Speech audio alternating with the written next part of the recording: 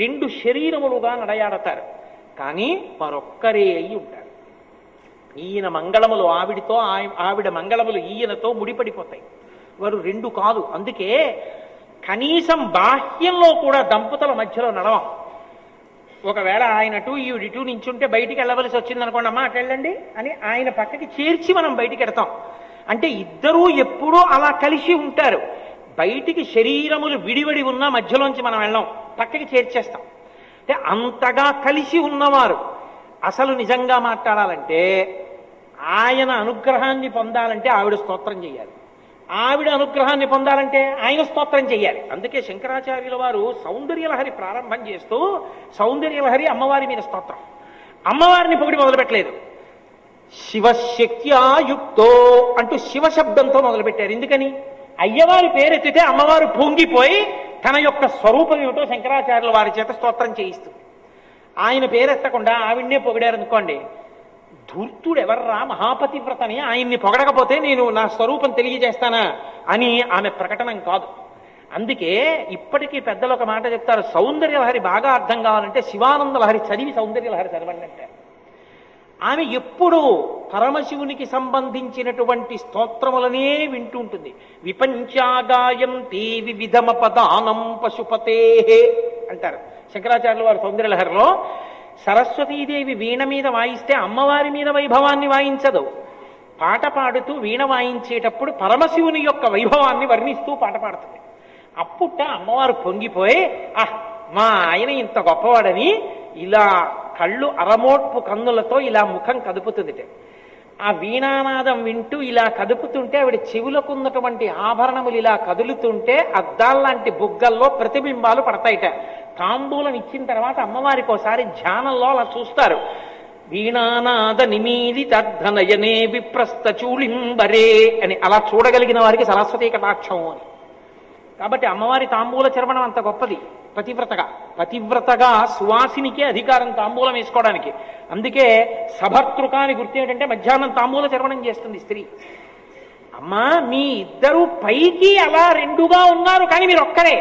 అందుకే ఆయన గురించి ఆవిడ గురించి, ఆయన గురించి ఆవిడ గురించి నమశివాయ చ నమశివాయ ఇద్దరు కలిపి ఒకటిగా ఉన్నారు.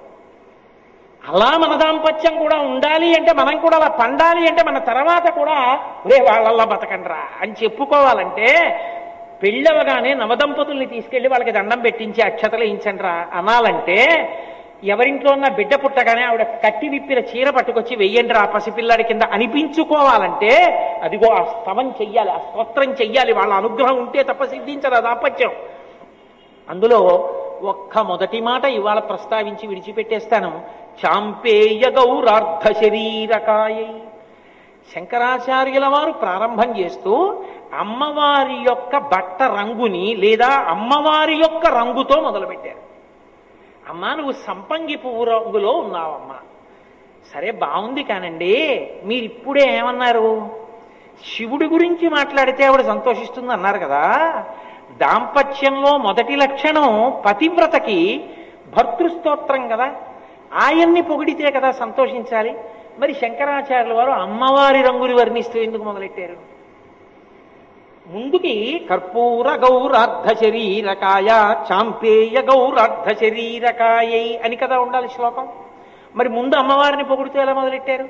దాంపత్యంలో ఎక్కడైనా ఇంటికి వస్తే మొట్టమొదట ఆ ఇంటి వైభవం ఎక్కడిది అంటే యజమాని కీర్తింపబడేవాడై ఉండాలి. యజమానికి ఆ ప్రాప్తి లేకపోతే ఎలా? మరి శంకర భగవత్పాదులు అమ్మవారి స్తోత్రం ఎందుకు మొదలెట్టారు అంటే, మీరు ఒకటి ఆలోచించండి. అమ్మవారిని వర్ణిస్తూ మొదలు పెట్టడంలో శంకరాచార్యుల వారు ఎవరిగా కూర్చుని మొదలెట్టారు? శంకర భగవత్పాదులు ఆ స్తోత్రం చేసేటప్పుడు ఆది దంపతుల యొక్క బిడ్డడు. మీరు నేను కూడా ఎవరం? ఆది దంపతుల యొక్క బిడ్డలం. బిడ్డల మొదటి నమస్కారం ఎవరికి? వేదం యొక్క ప్రమాణంలో మాతృదేవో భవ, పితృదేవో భవ, ఆచార్య దేవో భవ. మొదటి నమస్కారం అమ్మకి. అమ్మకి నమస్కరిస్తూ మొదలు పెట్టాలి స్తోత్రాన్ని. అది ప్రమాణం తెలుసున్నటువంటి వాడు స్తోత్రం చేసేటప్పుడు తల్లికి మొదటి వందనాన్ని సమర్పణం చెయ్యాలి. కాబట్టి అమ్మవారిని పొగడడం కిందకి రాదు. కొడుకుగా తన ధర్మమునందు తాను నిలబడిన వాడై ఉండాలి. అంటే నాకు యోగ్యుడైన కొడుకు రా వీడు అని తండ్రి సంతోషిస్తాడు. ఓ వీడు వేద ధర్మాన్ని పాటించాడు, వేద ప్రమాణాన్ని. మాతృదేవోభవ, అమ్మకి నమస్కారం చేశాడు. ఇప్పుడు తండ్రి పొంగిపోతాడు. అందుకని కొడుకుగా స్తోత్రం కనుక శంకరాచార్యుల వారు ప్రారంభం చేసేటప్పుడు ఆ స్తోత్రాన్ని చాంపేయ గౌరార్థ శరీరకాయ కాదు, ఇంకొక పెద్ద రహస్యం ఉంది. పరమశివుడు తెల్లటి రంగుతో ఉంటాడు, అమ్మవారు పసుపు ఎరుపు తెలుపులతో కూడినటువంటి రంగుతో ఉంటుంది. ఈ రంగుకి ఈ తెలుపు రంగు రెండూ కలిపి పక్కన పెట్టారనుకోండి, ఓ పెద్ద ఉపద్రవం ఒకటి వస్తుంది. ఏమిటండి ఉపద్రవం అంటారేమో. ఈ తెలుపుని ఈ రంగు కప్పేస్తుంది. తెలుపు ఏముందండి, కప్పబడుతుంది. తెలుపు తెల్లటి స్ఫటికలింగం దగ్గరికి వచ్చి ఎర్రటి మందార పువ్వు పెట్టారనుకోండి, స్ఫటికలింగం ఎర్రగా అయిపోతుంది. అది స్ఫటికలింగం అయినా ఎర్రగా కనపడుతుంది. ఎందుకనంటే దానికి ఆ లక్షణం ఉంటుంది. ఇంకొక రంగు వచ్చి చేరిందో తెల్లనిది రంగులా కనపడుతుంది. కాబట్టి ఇలా చూసేటప్పటికీ అర్ధనారీశ్వర స్వరూపాన్ని తెల్లని శివుని రూపం ముందు కంటికి కనపడడం కన్నా పసుపు ఎరుపు తెలుపు రంగులలో ఉన్న అమ్మవారి రూపం ముందు కనపడుతుంది. శంకరాచార్యులు వారు సౌందర్యలహరి చేస్తూ ఈ రంగులు ఎలా కప్పుతాయన్న దానికి అద్భుతమైన మాట చెప్పారు. తయాహృత్యామామంబ పరిపర తృప్తేన మనసా అన్నారు. అమ్మా, నీకు శంకరుడు సగం శరీరం కదా ఇచ్చాడు, ఆయన సగం ఇస్తే మిగిలిన శరీరం నువ్వు దొంగిలించావేమో అనుకుంటున్నానమ్మా. అదేమిటి శంకర అంత మాట, నేనెక్కడ దొంగిలించాను అంటే, మరి తెల్లని శంకరుల్లో సగం నువ్వు ఎర్రగా ఉంటే ఈ ఎరుపు కాంతి మిగిలిన తెలుపు మీద కూడా పడిపోయి స్పష్టంగా చూస్తే తప్ప శివుడు కనపట్టల్లా, నువ్వే అంతా కనపడుతున్నావు. అప్పుడు మిగిలిన సగభాగం కూడా నువ్వు దొంగిలించినట్లు అవలా ఆయన ఇచ్చింది కాకుండా అని నాకు అనుమానం సుమా అమ్మ అన్నారు శంకరాచార్య. అంటే ఆమె ఆయనను ఎలా కప్పేస్తుందో చెప్పారు. ఈ కప్పేయడంలో కంటికి లక్షణం ఏమిటంటే రంగుని ముందు అందుకుంటుంది, దానికి ఆ లక్షణం ఉంటుంది, అది ముందు ఆకర్షణీయమవుతుంది. అందుకే కంటికి ఉన్నటువంటి లక్షణాన్నే నాయక శబ్దంలోంచి నయన వస్తుంది. ఇది మిగిలిన ఇంద్రియాల్ని లాగుతుంది, నాయకుడిగా నిలబడుతుంది కన్ను.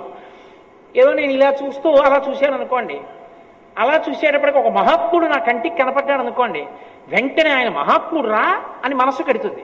మనస్సు వెంటనే రెండు చేతులు జోడించి ఇలాను అంటుంది. అప్పుడు ఇలా అంటారు. అంటే నాయక ముందు కన్ను ఎడుతుంది, వెళ్ళి మిగిలిన ఇంద్రియాలని తీసుకెడుతుంది. అందుకని నయన ఎప్పుడైతే ముందు కన్ను రంగు అందుకుందో ఆ రంగునే స్తోత్రం చేసేస్తుంది నాలుక. అబ్బా జగజ్జనని మా అమ్మ అనగానే వెంటనే నోటి వెంట ఆయనకి చాంపేయ గౌరార్థ శరీరకాయై అని, మా అమ్మ ఉంటే మా నాన్నగారు ఉంటారే పక్కనే, వారు ఒండురులు ఒకరినొకరు విడిచి ఉండరే అని కొంచెం అలా చూస్తే వెంటనే ఆయన తెల్లగా.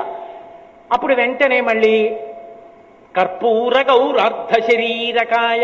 ఇది అనుష్ఠానమునందు ధ్యానంలో చూసినప్పుడు మొట్టమొదట అమ్మవారి రంగు ఎలా కనపడుతుందో చెప్పడం.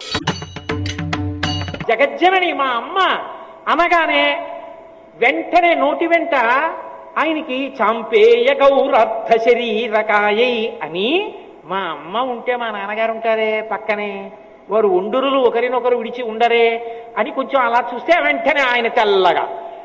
అప్పుడు వెంటనే మళ్ళీ కర్పూర గౌరార్థ శరీరకాయ. ఇది అనుష్ఠానమునందు ధ్యానంలో చూసినప్పుడు మొట్టమొదట అమ్మవారి రంగు ఎలా కనపడుతుందో చెప్పడం కాదు.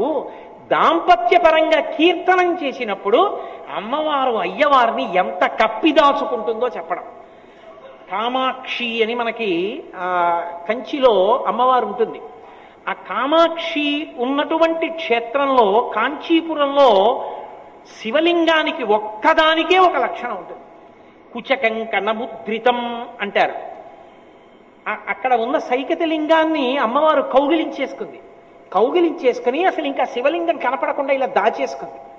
ఎంత గట్టిగా కౌగిలించేసుకుందంటే ఆవిడ కంకణములు, చేతికి ఉన్నటువంటి కంకణములు వెళ్ళి ఇసుకలింగం మీద ముద్రపడిపోయి, ఆవిడ స్తనములకు ఉన్నటువంటి కుచములు వెళ్ళి ముద్రపడిపోయి, అంత గట్టిగా కౌగిలించేసుకుని దాచేసింది శివలింగాన్ని. ఎందుకు దాచేసింది అంటే పరమశివుడే ఆవిడ భక్తిని పరీక్షించడానికి.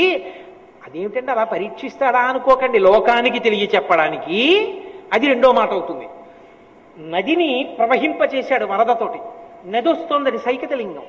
అందుకే ఇప్పటికీ కంచిలో ఉన్న ఏకాంబరేశ్వర లింగానికి నీటితో అభిషేకం లేదు, పునుగు నూనెతోటే అభిషేకం చేస్తారు. అది సైకత లింగం, ఇసుకతో చేయబడినటువంటి లింగం. అమ్మవారు తను కొట్టుకుపోతానేమో అనుకోలేదు, శివలింగం కొట్టుకుపోతుందేమో, మా ఆయనకి ఏమైనా అవుతుందేమో అని. శివలింగం అంటే శివుడే. అయ్య బాబోయ్ మా ఆయనకి ఏమైనా అవుతుందేమో అని గట్టిగా కౌగిలించేసుకుంది. ఆమె చేతి కంకణ ముద్రలు, కుచముల ముద్రలు శివలింగం మీద పడి ఉన్నాయి. అందుకే ఏకామ్రనాథుడికి నమస్కారం చేస్తే అలాగే చేస్తారు, లింగమేకామ్రనాథస్య అని. ఆమె పరమశివుణ్ణి అలా కప్పి దాచేసుకుంటుంది. అంటే ఇది ఎలా ఉంటుంది అంటే, మీరు ఇక్కడ కాదు కానీ అటు మన గోకర్ణ క్షేత్రం నుంచి ప్రత్యేకంగా ఉడిపి క్షేత్రం వైపుకి, మూకాంబిక అటు వైపు వస్తున్నప్పుడు ఆ పక్కన చెట్లు ఉంటాయి, పెద్ద పెద్ద చెట్లు. ఆ చెట్టు ఏం చెట్టు అని మీరు తెలుసుకోవాలనుకున్నారనుకోండి, మీరు కారు దిగి ఒక గడియ ఆగి బాగా చూడాలి. ఎందుచేత అంటే ఆ చెట్టు ఏమిటో తెలియదు మీకు. కారణం లత చెట్టంతా అల్లేసుకుంటుంది.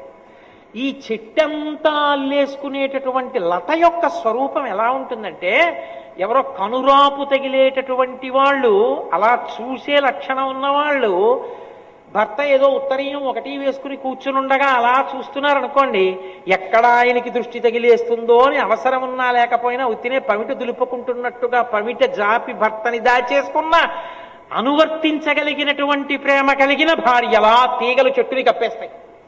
కామాక్షి మహాకామేశ్వరుణ్ణి కళ్ళల్లో పెట్టుకుని దాచుకుంది. చూడండి, కళ్ళల్లో పెట్టుకు చూసుకుంటుందండి ఆవిడ అంటారు. కళ్ళల్లో పెట్టుకుందంటే తీసేసి కంట్లో పెట్టుకుంటారనే. కళ్ళల్లో పెట్టుకు చూడటం అంటే ఆవిడ ఏది చేస్తున్నా, ఏది మాట్లాడుతున్నా భర్త గురించి ఆలోచిస్తూ ఉంటుంది. కామాక్షి స్వరూపమునకున్న లక్షణం అది. అందుకే మహా ఇల్లాలు నా తల్లి. అటువంటి తల్లి కనుక ఆమె ప్రేమ చేత కప్పింది. ఆవిడ అనుగ్రహిస్తే తప్ప ఆయన కనపడదు. ఆయనే కనబడితే ఆయన ఎందులో లయమైపోయావు నువ్వు. ఆమె లలితా సహస్రనామ స్తోత్రంలో అందుకే ఒక మాట అంటారు, శివశక్యైక్యరూపిణి లలితాంబిక. ఆమె మాయాస్వరూపిణి అయి అవనికయ్యి దిగిపోతుంది. శివుడు కనపడడు. ఆమె తెర పైకెత్తితే వెనకనున్న శివుడు కనపడతాడు. అందుకే శంకరాచార్యులు వారు సౌందర్యలహరి చేస్తూ ఈ లోకాన్నంతటినీ కూడా భ్రమయతి పరబ్రహ్మ మహిషి అంటారు. ఆమె మహామాయా విశ్వం భ్రమయతి పరబ్రహ్మ మహిషి. మహామాయాస్వరూపిణి అయి నామరూపముల యందు తిప్పుతుంది. ఆవిడ కాని అనుగ్రహించిందా, అంతటా శివుడు కనపడతాడు. ఈ కనపడగలిగిన స్థితి ఆవిడ అనుగ్రహంతో కాని కలగదు.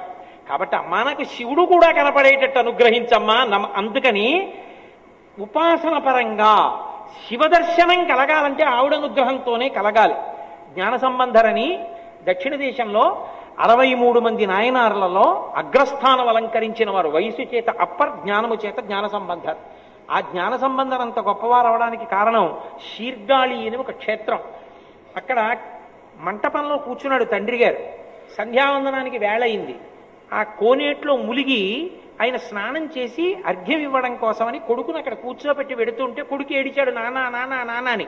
వీడు గబగబా మెట్లు దిగి వచ్చేస్తాడేమో, పడిపోతాడని చెప్పి తండ్రి అన్నాడు, ఉరేయ్ భయపడకరా, ఎవరు భయపడినా ఈ లోకంలో రక్షించే తల్లిదండ్రులు యథార్థమునకు వాళ్ళు అని గోడ చూపించాడు. అదిగో చూసావా పార్వతీ పరమేశ్వరులు, నువ్వు నన్ను నాన్న అంటున్నావు, నేను ఆయన్నే నాన్న అంటాను. నీకైనా నాకైనా నిజానికి ఆయనే నాన్న, ఆవిడే అమ్మ. నీకేమైనా భయం వేస్తే గోడ వంక చూసి వాళ్ళని పిలవరా అన్నాడు. తండ్రి మాట పిల్లాడికి హత్తుకుంది. తండ్రి వెళ్ళిపోయాడు. కొడుకు చూస్తున్నాడు అలాగా. కోనేటి దగ్గరికి వెళ్ళి తండ్రి ములిగాడు. అమ్మ బాబోయ్ నాన్నగారు నీళ్లలో మునిగిపోయారని భయపడి కొడుక్కి గుర్తొచ్చింది, పిలవమన్నాడుగా. గోడ వంక తిరిగి అమ్మ నాన్న అమ్మ నాన్న అని పిలిచాడు.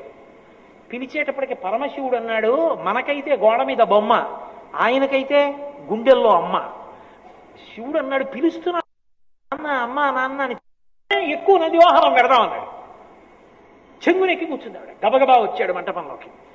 అక్కడ వదిలేసి నందిని పైకొచ్చి గబగబా ఒళ్ళో కూర్చోబెట్టుకున్నాడు. నాన్న నాన్న నాన్న నాన్న అంటున్నాడు వాడు. ఆయన అన్నాడు, వీడు ఏడుస్తున్నాడు పార్వతి, పిల్లలు ఏడిస్తే ఏం చేస్తారు తల్లులు, పాలిస్తారు, పాలి వాడిని ఓదార్చు అన్నాడు. ఏమిటో తేలిగ్గా చెప్పేస్తున్నారు, నా స్తనమును కాని తాగాడో మీరు తెలిసిపోతారు. శివుడు అర్థమైపోతాడు, నా పాలు తాగితే ఇమ్మంటారా అంది. నేను అర్థం అవుతానో ఏమో, పిలిచాడు అమ్మా నాన్న అని ఇచ్చేసేయి అన్నాడు. ఆవిడ ఒళ్ళో పడుకోబెట్టుకుని స్తన్యం ఇచ్చేసింది. ఇవ్వగానే తండ్రి సంధ్యావందనం పూర్తి చేసుకుని వచ్చాడు. వీళ్ళు అంతర్ధానమై మళ్ళీ వెళ్ళిపోయాడు. ఆయన చూశాడు, పిల్లాడి నోటికి పాల నురుగు పాలు ఉన్నాయి. ధూర్తుడా, ఎవరి పాలు తాగేవరా అన్నాడు. ఆ పిల్లాడు మాట్లాడలేదు. ఆ మూతి తుడిచేసి ఆ పిల్లాడిని ఎత్తుకుని గుళ్ళో పెడుతున్నాడు. వాడి 2 చేతులు ఇలా కదుపుతూ, పత్తికాలు అంటారు తమిళ దేశంలో, వాడు పరమశివుడి మీద స్తోత్రాలు పత్తికాలు పాడటం మొదలుపెట్టాడు. ఆ చిన్ని పిల్లవాని యొక్క చేతులు కందిపోతాయేమో అని పార్వతీ పరమేశ్వరుడు పైనుంచి తాళాలు కిందకి విడిచిపెట్టారు. ఆ తాళాలు వాయిస్తూ ఉన్నంత కాలం జ్ఞాన సంబంధాలు అవి వాయిస్తూనే పత్తికాలు పాడేవారు. అమ్మవారి స్తన్యమును తాగినంత మాత్రం చేత, ఇదే సౌందర్యలహరిలో ద్రవిడ శిశు అంటారు శంకరాచార్యుల వారు, జ్ఞాన సంబంధర్ శివ దర్శనాన్ని పొందగలిగారు. అమ్మ అనుగ్రహంతో అయ్య దర్శనం అవుతారు. ఆవిడ అనుగ్రహించాలి. మహామాయాస్వరూపిణి అయిన తల్లి ఉద్ధరిస్తే శివుడు అర్థం అవుతాడు, సత్యం తెలుస్తుంది. జగత్తు నుండి జగదీశ్వరుడు తెలుస్తాడు. విశ్వములో విశ్వనాథుడు అర్థం అవుతాడు. విశ్వమునందు విష్ణు అర్థం అవుతాడు. దానికి ఆమె కారకం కావాలి, ఆవిడ అనుగ్రహం ఉండాలి. అందుకనమ్మా మొదటి నమస్కారం. ఆకుపచ్చ సంపంగి అని ఒకటి, ఇది రెక్కలు ఇలా విచ్చుకుని ఉంటుంది, మంచి సువాసనాభరితంగా ఉంటుంది. కానీ దాని మీద తుమ్మెద వాలదు. కారణం ఏమిటంటే దానికి తేనె ఉండదు, అందుకని తుమ్మెద రాదు. ఏ పువ్వు మీదైనా తుమ్మెద వాలకపోతే ఆ పువ్వుకి అమర్యాద శాస్త్రం. కాబట్టి ఆకుపచ్చ సంపంగి ప్రీతి అని కానీ, ఆకుపచ్చ సంపంగితో అమ్మవారిని పోల్చడం కానీ ఎప్పుడూ చెయ్యరు. రెండవది సింహాచలం సంపంగి అంటారు. సింహాచలం సంపంగి పసుపు, ఎరుపు, తెలుపు 3 కలిసిన రంగుతో ఉంటుంది, మంచి సువాసనాభరితంగా ఉంటుంది. మీరు ఎప్పుడైనా అలా చేశారో లేదో నాకు తెలియదు, కానీ అసలు ఆ సంపంగి పూలతో పూజ చేసి తలుపేసి మరునాడు తలుపు తీసినప్పుడు పూజా మందిరం ఉంటుంది. అవి తమలో ఉన్న సర్వస్వాన్ని పరమేశ్వరుడికి అర్పణం చేశాయా అనిపిస్తుంది. ముచికలు, పువ్వు రేకులు విడిపోయి రెక్కలన్నీ ఇలా పడిపోతాయి. పడిపోయి దానిలో ఉన్న పుప్పుడి కూడా ఏదో అక్కడ రజన కింద పడిపోతుంది పూజామందిరంలో. అది ఇక తనకి అని ఏమీ వించుకోదు. పరమశివుని మ్రోల తాను విడిపోయి ఆయనలో ఐక్యం అయిపోయిందేమో, దీనిలా నే బతకగలనా అనిపిస్తుంది సంపంగి పువ్వు పూజ చేస్తే. అటువంటి సంపంగి పువ్వు ఉంది, అది సింహాచల సంపంగి. అమ్మవారిని చెప్పేటప్పుడు శంకరాచార్యుల వారు అదిగో ఆ పువ్వుతో చెప్తున్నారు. చాంపేయ గౌరార్ధ శరీరకాయై. ఎందుకు వచ్చింది ఆవిడికి ఆ రంగు? అసలు ఆమె హిమవంతునికి కుమార్తెగా జన్మించినప్పుడు నల్లని పిల్లగా పుట్టింది. నల్ల పిల్లగా పుట్టింది కాబట్టే కాళీ అని పిలిచాడు హిమవంతుడు. ఆయన పెట్టుకున్న పేరు కాళీ. నల్ల పిల్లగానే ఆమె పరమశివుణ్ణి చేపట్టింది. పార్వతీదేవి రంగు నలుపు, అందుకే నారాయణ నారాయణి వాళ్ళిద్దరూ అన్నా చెల్లెలు. శివ శివా అలాగే నారాయణి నారాయణి భార్యాభర్తలు కారు, అన్నా చెల్లెళ్ళు. అందుకే అన్నగారు నలుపు, చెల్లెలు నారాయణి నలుపు. ఇప్పుడు ఈ నల్లని పిల్ల కాళీ పరమశివునికి ఇల్లాలైంది. ఆయన కర్పూర గౌరార్ధ శరీరకాయై, పక్కనే చెప్పారుగా శంకరాచార్యుల వారు, తెల్లటి శరీరం అయింది. స్ఫటికమణి నిభం. స్ఫటికమణి ఎలా ఉంటుందో, కర్పూరం ఎలా ఉంటుందో అలా ఉంటాడు ఆయన. ఆయన ఇప్పుడు ఈమె నలుపుని ప్రశ్నించలేదు. ఇంత తెల్లగా ఉంటాను, నువ్వు ఇంత నల్లగా ఉంటావని ఆయన అనలేదు. ఆయనకు అటువంటి భావన ఉండదు. అసలు లోకంలో పెద్దలకే ఉండనప్పుడు ఇక పరమేశ్వరుడికి ఉంటుందా? కానీ ఒకానొక నాడు జరగవలసిన దేవతా కార్యాన్ని ఆలోచించాడు. అదే లీలా అంటారు. ఆలోచించి అమ్మవారిని ప్రేరేపిస్తే తప్పది జరగదు. అందుకని ఆయన ఏం చేశాడు, పక్కన కూర్చున్న పార్వతీదేవి వంక ఓసారి ఇలా చూశాడు, తన వంక ఓసారి ఇలా చూసుకున్నాడు. చూసుకుని ఆవిడ ఓ ఆయన రంగు నా రంగు చూస్తున్నారు అని అర్థమయ్యేటట్టుగా చూసి ఓ చిన్న నవ్వు నవ్వి కాళీ అన్నాడు. వెంటనే ఆవిడికి ఎక్కడ లేని కోపం వచ్చింది. కోపం వస్తుందా అండి అంటే అలా వస్తేనే అందం. దంపతుల మధ్య ఎప్పుడూ కోపం రాలేదనుకోండి, ఆ దాంపత్యంలో ఏదో దోషం ఉందని గుర్తు.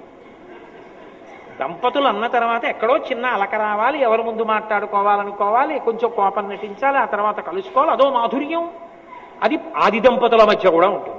శంకరులంతటి వారు సౌందర్యలహరిలో దీన్ని వర్ణించారు. వృషాకృత్వా గోత్ర స్ఖలనమధవై లక్ష్య సమితం అన్న శ్లోకంలో. ఇప్పుడు మళ్ళీ ఆ శ్లోకం అన్ని చెప్తే ఎక్కడ అవుతుంది? కాబట్టి వాళ్ళ మధ్య చిన్న అలక అన్నది ఉంటుంది. కానీ మన అలకలు ఎందుకు పనికొస్తాయంటే ఇదిగో ఇలా గొడవలు పడ్డానికి పనికొస్తాయి. కానీ వాళ్ళ అలకలు ఎందుకు పనికొస్తాయంటే లోక కళ్యాణములకు పనికొస్తాయండి. లీలగా అలక వాళ్ళని, అంతేకాని హేయమైన అలక కాదు. కానీ దాంపత్యపరంగా శ్లాఘనీయమని. ఆవిడ వంక చూసి కాళీ అన్నాడు శివుడు.